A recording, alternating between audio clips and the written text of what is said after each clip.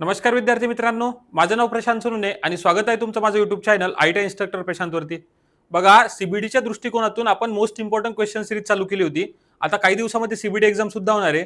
त्यामुळं आपण काय केलेलं आहे की आता इथून पुढे काय करणार आहे, आपण लवकरात लवकर लेक्चर अपलोड करण्याचा प्रयत्न करणार आहे. त्यापैकीच आजच्या व्हिडिओमध्ये आपण बघा, इलेक्ट्रिशियन सेकंड इयरचं जे 11वं मॉड्यूल आहे, पॉवर जनरेशन आणि सबस्टेशन, त्याचा दुसऱ्या पार्टबद्दल डिस्कस करणार आहे. या आधीचे सगळेच्या सगळे पार्ट हे मी माझ्या युट्यूब चॅनलवरती अपलोड केलेले आहेत. ज्यांनी कोणी ते पार्ट बघितले आधी ते पार्ट बघून घ्या आणि आजच्या व्हिडिओला आपण कंटिन्यू करूया. बघा, क्वेश्चन नंबर 19 काय म्हणतो, विच इज द काय रेसिड्यू ऑफ द बायोमास. आता जर तुम्ही बघितलं असेल तर आपण जुन्या काळात नाही का बायोगॅस सर्वात जास्त वापरायचे. तर बायोगॅस, त्यांचं म्हणणं आहे की बायोगॅस, आता बायोगॅसचा प्लांट आहे, त्या बायोगॅसच्या प्लांटमधून बायोगॅस बाहेर काढल्यानंतर तिथं काय होतं, जर तुम्हाला माहित असेल तर इथून मिथेन गॅस बाहेर पडत असतो. कोणता गॅस बाहेर पडतो? मिथेन गॅस हा बायोगॅस मधून बाहेर पडतो. आणि तो गॅस बाहेर गेल्यानंतर नाही का आतमध्ये नाही का चिखलासारखं काहीतरी उरतं, त्याला आपण स्लरी असं म्हणतो. त्याला आपण शेणखतासाठी वगैरे वापरू शकतो त्याला, किंवा खत म्हणून आपण वापरतो. पण त्याला काय म्हणतात माहितीये का? स्लरी असं म्हणतात. आणि म्हणून ऑप्शन नंबर हे या प्रश्नाचं बरोबर उत्तर आहे. पण त्यांनी काय विचारलं, बायोफ्युल. बायोफ्युल म्हणून काय आवडतं? मिथेन आपण वापरत असतो. तर इथं विचारलं खाली काय राहतं शिल्लक, तर शिल्लक काय राहतं, तिथं राहतं स्लरी. आणि त्यांनी विचारलं गॅस कोणता, तो असता मिथेन गॅस असता. बघा, हा नेक्स्ट क्वेश्चन तोच आहे, which is the main constitution of biogas. म्हणजे बायोगॅस पासून जो मेन कॉन्स्टिट्यूशन सांगितलं मी तुम्हाला, की महत्वाचं जे काही ते काय भेटतं आपल्याला, मी तुम्हाला आता सांगितलं गॅस भेटतो. आणि त्या गॅसवरून आपण काय करू शकतो, जसं आपण आपल्या घरातल्या गॅसवरून आपण जसं काय म्हणतो चुला पेटू शकतो, त्याच पद्धतीने आपण त्याच्यामध्ये नाही का बायोगॅसमध्ये नाही का मिथेन गॅस बाहेर पडत असतो. आणि हाच मिथेन गॅस कंबशनसाठी किंवा जो जळतो गॅस त्याला आपण मिथेन गॅस असं म्हणतो. आणि तोच मेन कॉन्स्टिट्यूएंट असतो कशाचा? बायोगॅसचा. नंतर बघा question number 21, how electricity produce in a solar panel. मी तुम्हाला कालच्या लेक्चरमध्येही किंवा या आधीच्या लेक्चर जे आपण घेतलं होतं ना, त्या लेक्चरमध्ये मी तुम्हाला सांगितलं होतं की सोलार सेल असतो. काय असतो? Solar cell. त्यालाच आपण काय म्हणतो? पीव्ही सेल सुद्धा म्हणतो. काय म्हणतो? पीव्ही सेल सुद्धा म्हणत असतो. सोलार सेल म्हणा किंवा पीव्ही सेल म्हणा, या पीव्ही सेलवरती जसंही तुमच्या काय होणार, ज्या सोलार सेलवरती काय होणार, तुमच्या जसं सनरेज याच्यावरती पडतील, सूर्याचा प्रकाश याच्यात पडल्यामुळे काय होतं, हीट होतो. आणि याच्यापासून काय होतं, इलेक्ट्रिसिटी जनरेट होते. आणि त्यांच्यात विचारलं how electricity produce in a solar panel. आता ऑप्शन बघा, while sunlight strike on the glass. Sunlight ग्लासवरती स्ट्राईक झाल्यावर का नाही, सनलाईट जी पीव्ही सेल इक्वे ज्याला आपण सोलार सेल म्हणतो, यावरती ज्यावेळेस सनलाईट पडेल त्यावेळेस काय होणार, तुमचा इलेक्ट्रिसिटी जनरेट होणार. मग while the sunlight strike on a nickel plate. Nickel plate याच्यामध्ये आपण वापरत नाही, म्हणजे बी पण कटला. While sunlight strike on a काय मॅग्नेजच्या याच्यावरती, तर मॅग्नेजवरती नसते. सनलाईट कशावरती स्ट्राईक होते? फोटोव्होल्टिक सेल, ज्याला आपण पीव्ही सेल म्हणतो किंवा सोलर सेल म्हणतो, की त्याच्या कोणतं मटेरियल असतं, सिलिकॉन पासून बनलेला असतो. म्हणजे बघा, while sunlight strike on a photovoltaic cell किंवा पीव्ही सेल, त्याच वेळेस तुमचं काय होणार, सोलर पॉवर प्लांट मध्ये इलेक्ट्रिसिटी जनरेट होणार आहे. नंतरचा क्वेश्चन बघा, what is the function of the air preheater in a steam power generation. त्याच्या नावात हे बघा, त्यांनी काय विचारलं, एअर प्रीहीटर विचारलं. नावात काय? एअर प्री म्हणजे आधी आणि हीटर. जर तुम्ही याचं नाव जरी एकदा व्यवस्थित बघितलं का नाही, तर तुम्हाला याचं उत्तर भेटून जातं की हवा. काय सांगितलं मी? हवेला आधीच कशा आधी हिट करणाऱ्या ज्याला आपण काय म्हणतो, एअर प्रीहीटर म्हणतो. मग हवा कुठं पाठवायची? आपल्याला हवा पाठवावी लागत असते बॉयलरमध्ये, म्हणजे बॉयलरच्या इनपुटला. मग ही हवा डायरेक्ट आपण त्याच्यात मॉइश्चर राहतं, तर मग इथं कंबशन प्रॉपर होणार नाही. म्हणून आपण काय करत असतो, या एअरला आधीच गरम करतो बाय युझिंग फ्ल्यू गॅसेस, आणि त्याच्यासाठी एअर प्रीहीटरचा वापर करतो. याच पद्धतीने इकॉनॉमायझर असतो. इकॉनॉमायझरला आपण वॉटर प्रीहीटर म्हणतो. ज्या बॉयलरमध्ये जाणारं पाणी आहे, त्या पाण्याला अजून आपण आधी काय करतो, आधीच थोडं गरम करतो. त्याला आपण वॉटर प्रीहीटिंगची प्रोसेस म्हणतो. आणि हे काम कोण करतात? हे इकॉनॉमायझर करतं.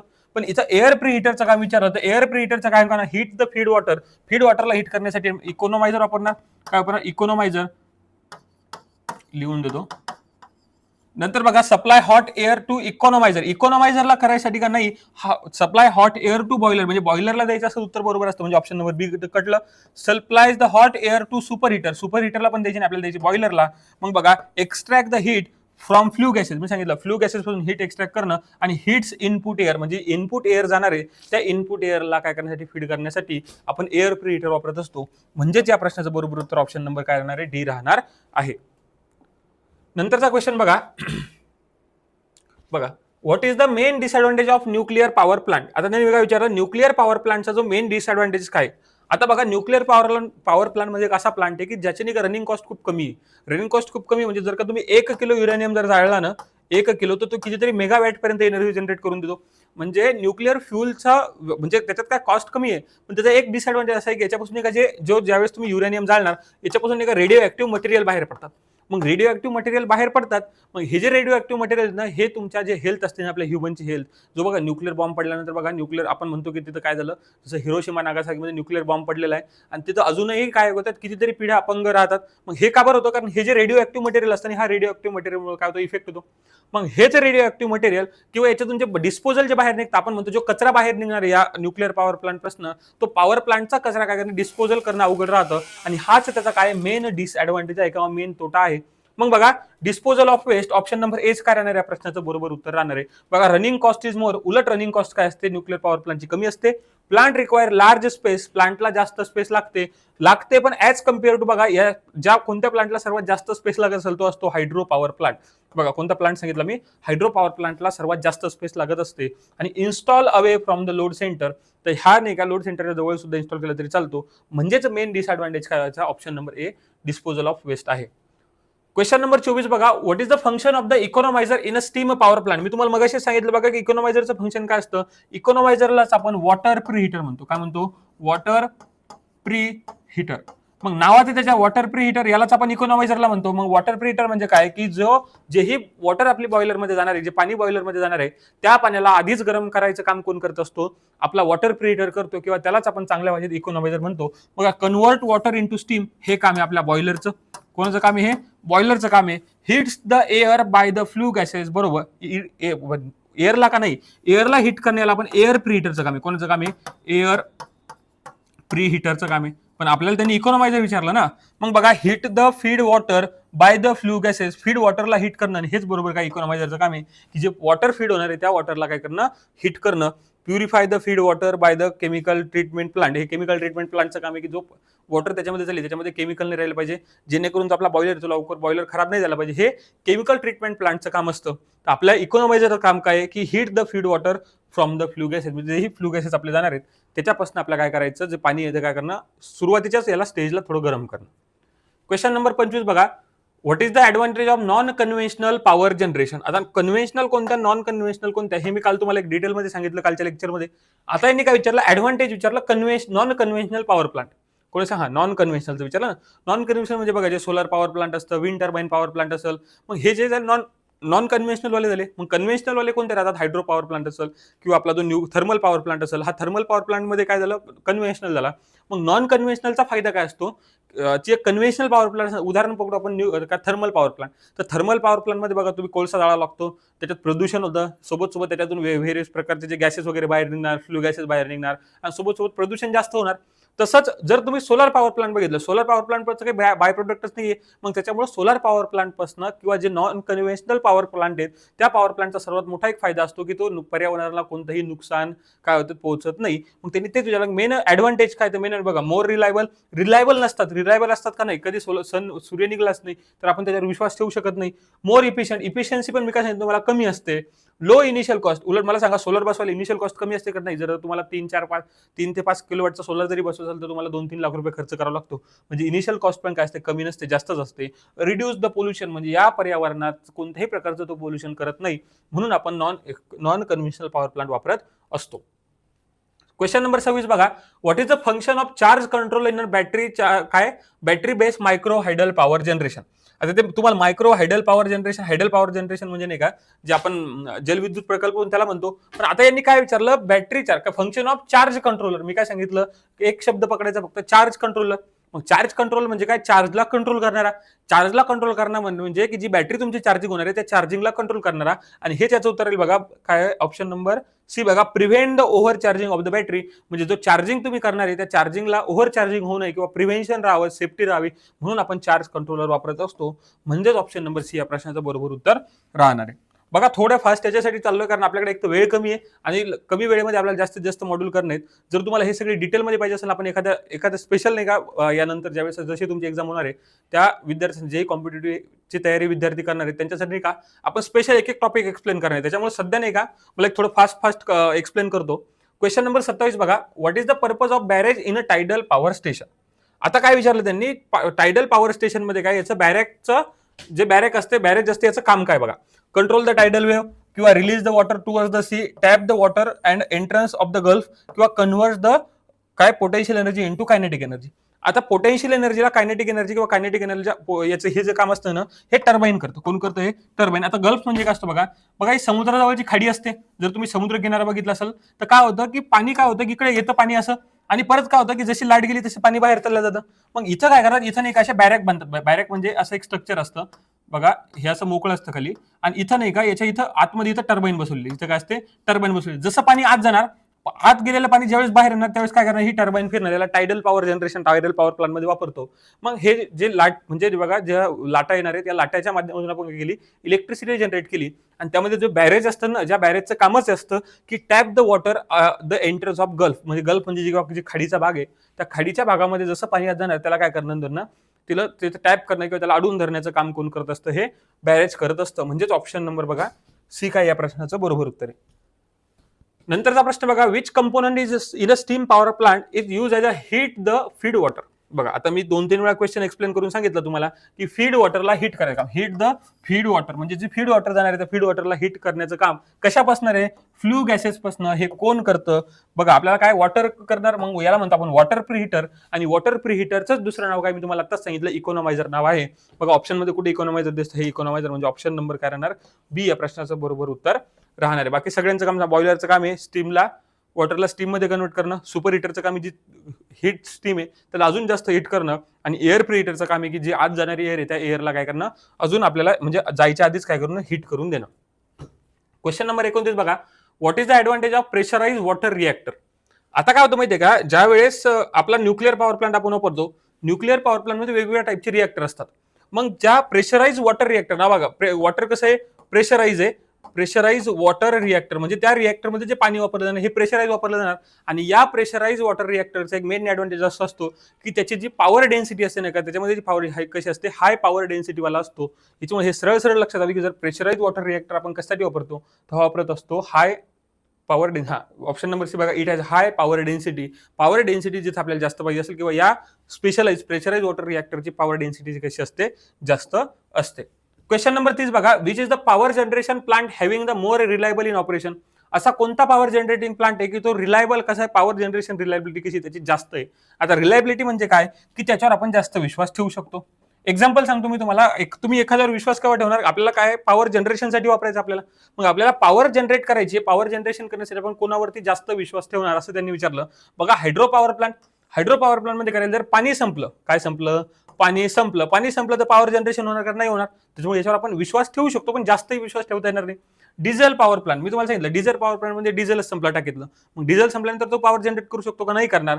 आणि बघा थर्मल पॉवर प्लांट मध्ये सुद्धा, थर्मल पॉवर प्लांट मध्ये आपलं बघा मधात कोळशाची वगैरे टंचाई होते तर बघा वीज लाईट कट जास्त व्हायची, मग कोळशाची टंचाई असल्यामुळे थर्मल पॉवर प्लांट मध्ये सुद्धा होऊ शकतं.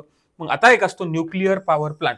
मग तुम्ही सांगाल सर न्यूक्लिअर फ्यूल संपलं तर न्यूक्लिअर फ्यूलचं एक असं असतं की तो 1 किलो ऑफ युरेनियम म्हणजे जवळपास 1 किलो जर जेवढं वेट असतं तेवढ्या युरेनियममध्ये कितीतरी म्हणजे मेगावॅट पर्यंत एनर्जी जनरेट करू शकतो.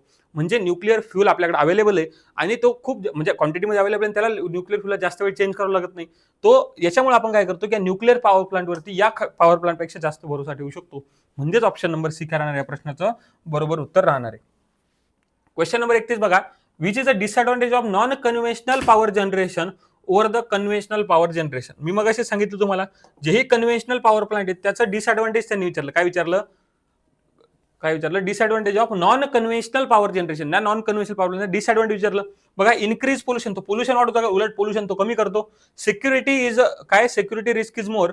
धोका जास्त असतो म्हणते नाही, कशात धोका कमी असतो. रिक्वायर द मोर मेंटेनन्स तुम्हाला जास्त मेंटेनन्स जास्त करावं लागतो. नाही सोलर पॉवर प्लांट आहे बघा, सोलर पॉवर प्लांटचं एक्झाम्पल पडू, त्याला जास्त मेंटेनन्स करावं लागतो का? नाही, त्याचं हे कमी मेंटेनन्स लागतो. Can not use as a base load power plant. म्हणजे बघा तुम्ही सोलर पॉवर जनरेशनला बेस लोड पॉवर प्लांट म्हणून वापरू शकत नाही. आता बेस लोड म्हणजे काय असतं की असा पॉवर प्लांट ज्या पॉवर प्लांट तुम्ही 24 तास चालू शकता. मग आता मला सांगा नॉन कन्व्हेन्शनल काय आहे? मी तुम्हाला सांगितलं नॉन कन्व्हेन्शनलची रिलायबिलिटी कमी आहे, किंवा तो आपण काय करू शकतो, सोलर दिवसा आपण सोलर एनर्जी जनरेट करू शकतो पण रात्री सोलर एनर्जी भेटणार का? नाही. म्हणून त्याला आपण बेस लोड पॉवर प्लांट म्हणून वापरणार नाही. म्हणून नॉन कन्व्हेन्शनल एनर्जीचा हा मेन डिसएडव्हान्टेज असा आहे की त्याला आपण बेस लोड पॉवर प्लांट म्हणून वापरू शकत नाही. म्हणजे ऑप्शन नंबर डी या प्रश्नाचं बरोबर उत्तर राहणार आहे. नंतरचा क्वेश्चन बघा, क्वेश्चन नंबर 32 काय म्हणतो, what is a major disadvantage of wind power generation. आता ते विचारल्याने की मेजर डिसएडव्हान्टेज काय विंड पॉवर जनरेशनचं. तर तुम्हाला माहिती आहे विंड पॉवर जनरेशन तुम्हाला माहिती हवा प्रत्येक वेळी सुटलेली राहते का? नाही. कधी कधी हवा एकदम जास्त राहते, कधी कधी हवा एकदम कमी राहते. म्हणजेच आपण तो जो विंड पॉवर प्लांट आहे तो कधी इलेक्ट्रिसिटी जनरेट करणार, कधी करणार नाही. बघा, pollution effect is more, pollution उलट पोल्युशन काहीच राहत नाही. रिक्वायर हाय टेक्नॉलॉजी राहते पण एवढी जास्त नाही. Plant installation is more complicated, installation पण काय असतं, सोपं असतं. Wind power is not constant at a steady, म्हणजे काय सांगितलं, पवन ऊर्जा ही स्थिर आणि काय ते सातत्यपूर्ण नसते. म्हणजे एक तर विंडची स्पीड एकदम कॉन्स्टंटही राहत नाही आणि कधी चालत तर कधी चालत हे सांगता येत नाही. म्हणजेच ऑप्शन नंबर काय राहणार, डी या प्रश्नाचं बरोबर उत्तर राहू शकतं. नंतरचा प्रश्न बघा, क्वेश्चन नंबर 33 काय म्हणतो, what is the function of the turbine use in a tidal power generation. Tidal power generation मध्ये वापरल्या जाणाऱ्या जी कोणती काय विचारले टायडल पॉवर टर्बाईनचं काम काय. आता टर्बाईन म्हणजे काय असतं बघा, टर्बाईन म्हणजे असं स्ट्रक्चर असतं. त्या टर्बाईनचं काय काम असतं की तिला जी काय म्हणतात, जी काय पोटेन्शियल एनर्जी मिळते त्या पोटेन्शियल एनर्जी ही कायनेटिक एनर्जी मध्ये कन्व्हर्जन करते. म्हणजेच आपण काय करतो, टर्बाईनला फिरवतो आणि टर्बाईनला फिरवल्यामुळे काय होतं, ती कायनेटिक एनर्जी मध्ये कन्व्हर्ट होते पोटेन्शियल एनर्जी. त्याने ते टर्बाईनचं काय काम आहे तर बघा, prevent water flow from other parts on dam, other parts मधून प्रिव्हेंट वॉटरला प्रिव्हेंट करण्यासाठी का नाही, कारण आपण भिंती वगैरे बांधणार याच्या. Convert the potential energy into the kinetic energy. मी तुम्हाला ते सांगितलं की पोटेन्शियल एनर्जीला कायनेटिक एनर्जी मध्ये कन्व्हर्ट करण्याचं काम कोण करत असतो, तो हे करत असतं टर्बाईन. मी आधीच्या क्वेश्चन मध्ये तुम्हाला सांगितलं होतं. म्हणून या प्रश्नाचा ऑप्शन नंबर बी काय राहणार, बरोबर उत्तर राहणार आहे. नंतरचा क्वेश्चन बघा, question number 34, what is the advantage of non conventional energy source.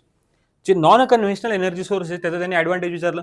Advantage म्हणजे फायदा विचारला आणि मी आताच सांगितलं की नॉन कन्व्हेन्शनल एनर्जी सोर्सचा फक्त एकच फायदा आहे, इफिशियन्सी कमी त्याची, नंतर काय रिलायबिलिटी कमी, पण त्याच्यात काय पोल्युशन त्याच्यामुळे होत नाही. पोल्युशन होते बघा, मोर रिलायबल, आपण रिलायबिलिटी राहते का, नाही राहत. लो इनिशियल कॉस्ट कशी असते, जास्त असते. इफिशियन्सी ही आहे, इफिशियन्सी पण काय असते, कमी असते. फक्त एक असतं की green house effect is avoided, म्हणजे जे काय असतं, जेही तुमच्या बाकीच्या याच्यामुळे जे पोल्युशन होणार आहे ते पोल्युशन काय होत नाही, नॉन कन्व्हेन्शनल एनर्जी सोर्समुळे होत नाही. आणि हाच त्याचा काय असतो, मेन ऍडव्हान्टेज असतो. म्हणजेच ऑप्शन नंबर डी काय राहणार या प्रश्नाचं बरोबर उत्तर राहणार आहे. नंतरचा क्वेश्चन बघा, क्वेश्चन नंबर 35 काय म्हणतो, how the potential energy from water flowing is converted at a kinetic energy into generating power plant. जे वॉटरची पोटेन्शियल एनर्जी असते त्यांचं कायनेटिक एनर्जी म्हणजे कशा प्रकारे आपण रूपांतर करतो. मी तुम्हाला आधी सांगितलं काय करतो आपण, हा डॅम बांधला बघा, हा एवढा डॅम असेल तर या डॅम मध्ये काय करतो आपण, इथं पेनस्टॉक वापरून काय करतो, इथं आपली काय लावणार, जी टर्बाईन आहे ती टर्बाईन इथं लावणार, याच्यावरती पाणी सोडणार. मग पाणी सोडणार तर या पोटेन्शियल एनर्जीचं कायनेटिक एनर्जीमध्ये कन्व्हर्जन कसं होतं रे, की आपण काय करतो, याला एक हाय हेड प्रोव्हाइड करतो आणि एक हाईट प्रोव्हाइड करतो. जशी या हाईटनुसार काय होणार, ही पोटेन्शियल एनर्जी कायनेटिक एनर्जीमध्ये कन्व्हर्ट होणार. कशामध्ये, हायड्रो पॉवर प्लांटमध्ये. मग त्यांनी तेच विचारलं की हाऊ, कशा प्रकारे होणार, तर बघा, by the storing water into high quality. बघा, जास्तीत जास्त क्वांटिटीमध्ये वॉटर स्टोअर करून फायदा आहे का, नाही, जास्त हाईट वरती स्टोअर पाहिजे आपल्याला. By using the surge tank at the water canal. Water कॅनलमध्ये सर्ज टँक कशासाठी वापरतो, तुम्ही त्याआधी एक्सप्लेन केलं होतं, जे एक्सेस प्रेशर असतं ना त्या पेनस्टॉक मधलं, या पेनस्टॉक मधलं एक्सेस प्रेशर इथं काय करतो आपण, सर्ज टँक वापरतो. म्हणजे इथं जे प्रेशर आहे, या प्रेशर काय होणार, इथून रिलीज होणार. मग त्याच्यासाठी आपण काय करतो, सर्ज टँक वापरत असतो. By using the water turbine to drive the alternator. Water turbine alternator वापरून किंवा वॉटर टर्बाईन वापरून काय करत असतो आपण, याला कायनेटिक एनर्जी कन्वर्ट करत नाही, आपण इलेक्ट्रिकल एनर्जीमध्ये कन्वर्ट करत असतो. बाय उरलं काय बघा, by creating the high head through the penstock. म्हणजे याच पेनस्टोकचा हेड काय करतो आपण, वाढवतो आणि या हेड वाढवल्यानंतर ही पोटेन्शियल एनर्जी कशामध्ये कन्वर्ट होते, कायनेटिक एनर्जीमध्ये कन्वर्ट होत असते. म्हणजेच ऑप्शन नंबर डी या प्रश्नाचं बरोबर उत्तर आहे. बघा, भरपूर जणांना सी वाटू शकतं की by using turbine to drive the alternator. बघा, टर्बाईन आणि अल्टरनेटर ड्राईव्ह करून आपण काय करत असतो, त्याच कायनेटिक एनर्जीला इलेक्ट्रिकल एनर्जीमध्ये कन्वर्ट करतो. पण त्यांनी काय विचारलं, आपल्या कायनेटिक एनर्जीला आपण कसं कन्वर्ट करतो डॅम मध्ये, तर डॅम मध्ये काय करतो, potential energy kinetic energy convert करण्यासाठी आपण हेड कसा ठेवत असतो, जास्त ठेवत असतो. क्वेश्चन नंबर 36 बघा, what is the effect of radio active raise produce during the nuclear fission. जे न्यूक्लिअर फिजन ज्यावेळेस होतं आणि न्यूक्लिअर फिजन मध्ये जेही इलेक्ट्रो ऍक्टिव्ह मटेरियल बाहेर पडतात त्याचा काय होतं, त्याचा इफेक्ट काय होतो, मी तुम्हाला मगाशी सांगितली गोष्ट. बघा, डॅमेज रिएक्टरला डॅमेज करत नाही, कारण रिएक्टर आपण बनवलेच त्या प्रकारचे असतात.